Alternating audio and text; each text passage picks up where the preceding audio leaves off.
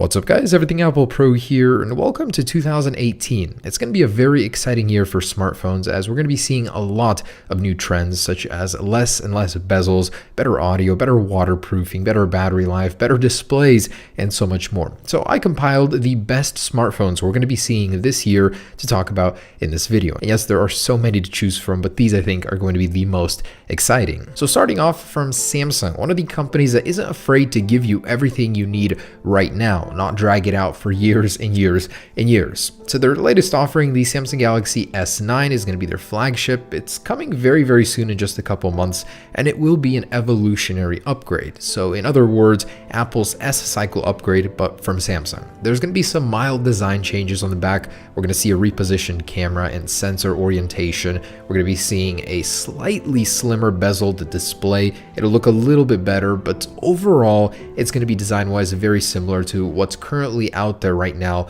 with the Galaxy S8. Most of the changes will be happening on the inside with the new Snapdragon 845 series processor, the Exynos 9810 depending on which area you live in, and overall it'll just be a little bit sleeker, a little bit cleaner than the older S8. You can also tell by this image that the overall form factor will be a little bit smaller versus the S8, but the battery life will be increasing by 200 milliamps, which will be a welcome change.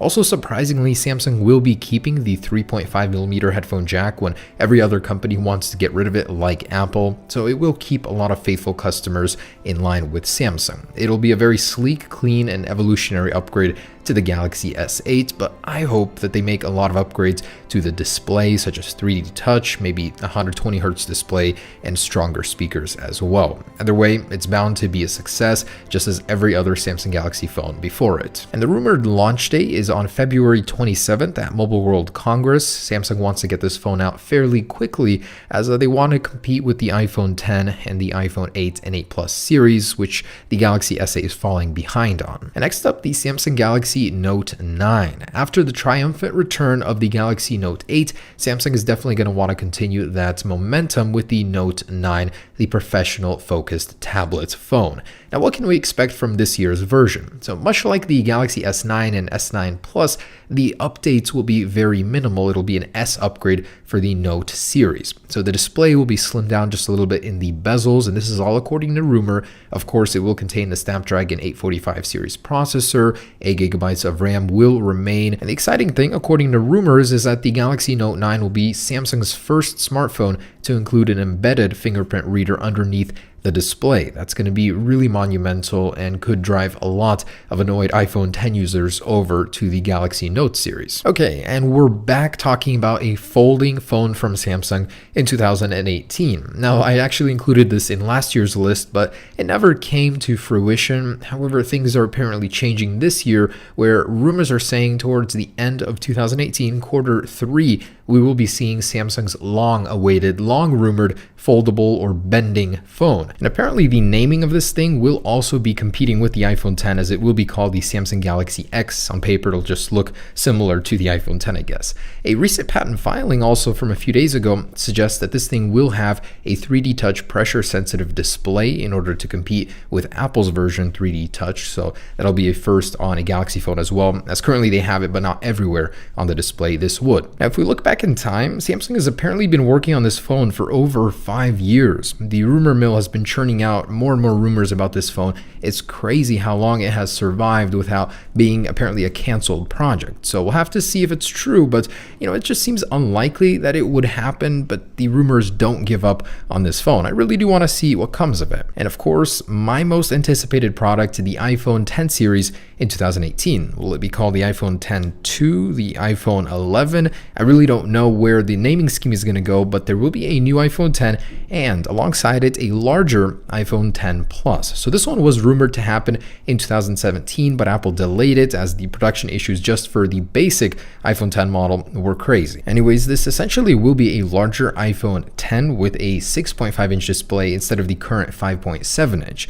My main gripe coming from an iPhone 8 Plus to the iPhone X was that all of your content is scaled down, it appears smaller on the display, and this would fix that problem. It would give you a choice between a Plus Model 10 or just a regular iPhone 10 if you like the smaller comfort size. It's unlikely that there will be any features to differentiate the two, as they essentially will be the same product, just a larger version of it. Otherwise, the iPhone X2 series will have Apple's A11 chip. It'll be faster, possibly even a ProMotion display, 120Hz. That would be great to see.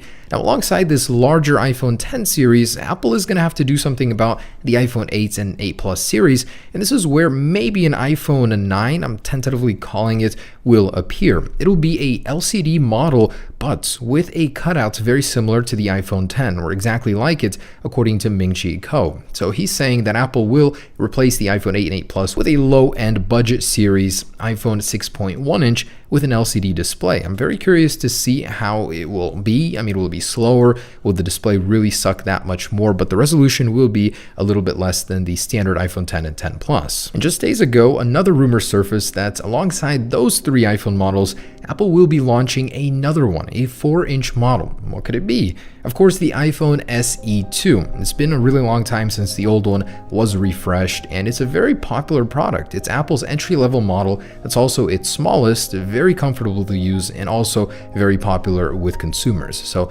Apple will be refreshing this one. It's unlikely it'll receive this display you're looking at. This was just our concept rendition of it, but it would be actually really cool to get this on that phone. It'd be a perfect size for it, actually. So realistically, what we're looking at is just a slightly updated version of the current SE.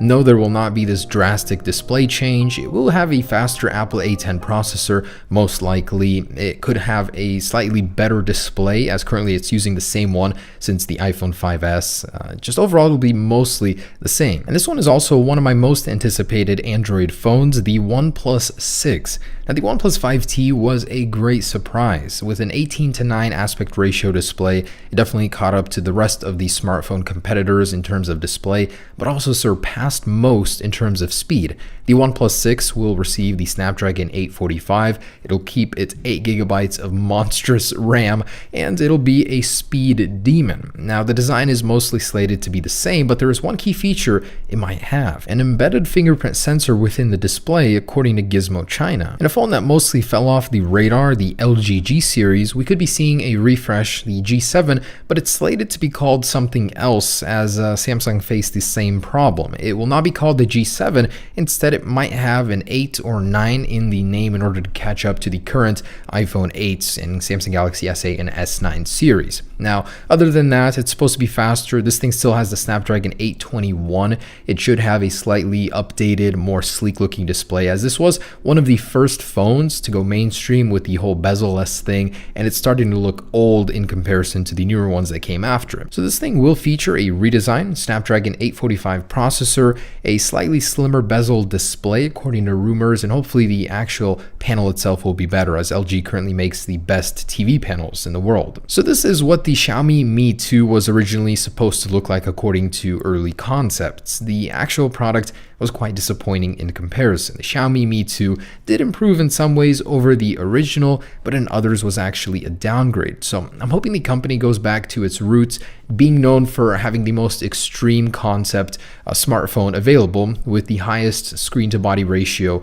ever. And the good news is that is actually what's rumored to happen with the Xiaomi Mi Mix 3. It will have a higher screen to body ratio than any smartphone on the market, as well as faster internals to boot. So hopefully this time around it does look a little bit more like its marketing, as the Xiaomi Mi Mix 2 was quite a disappointment for me. And the Google Pixel 3, according to rumors, there will be 3 models this year, as the actual development names have been leaked: the Crosshatch, Albacore, and Blue Line series. One of them will be the cheaper, low-end model, much like the LG 5X was not too long ago, and the other 2 will be the Google Pixel 3 and Google Pixel 3 XL. What will actually be different is a slightly less bezel design on the larger XL series. Even the regular Pixel 3 will apparently have slightly slimmer bezels, better displays, and the Snapdragon 845 on both. The Pixel 2 was an amazing phone, super fast, so I'm looking forward to the third one. And lastly, as a bonus, I wanted to include Doogie's new concept video they just released of a smartphone they will be releasing later this year, they say.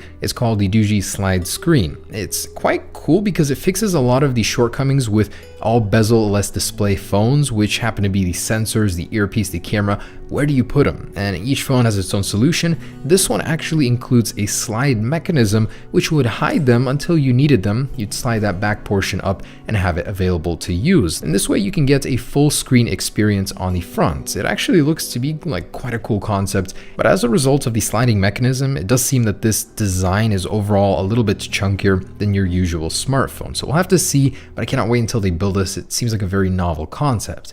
Anyways, guys, that is the offering that we're going to be seeing later in 2018. Of course, not everything is confirmed. It is in the rumor mill stage, but I am very excited to see what 2018 brings. A lot of speed improvements, display improvements, bezels will be shrinking and dying as usual. So I can't wait to see what happens, guys. Stay tuned. I will be reviewing all of these new products on this channel, and I'm mostly excited for the iPhone 10 and the overall new lineup from Apple, as well as Samsung. So of course, we'll be taking a look at those later this year. Thanks for watching, guys. Hope you enjoyed it. And whichever smartphone you choose, just know it'll be much, much better than last year's. Peace.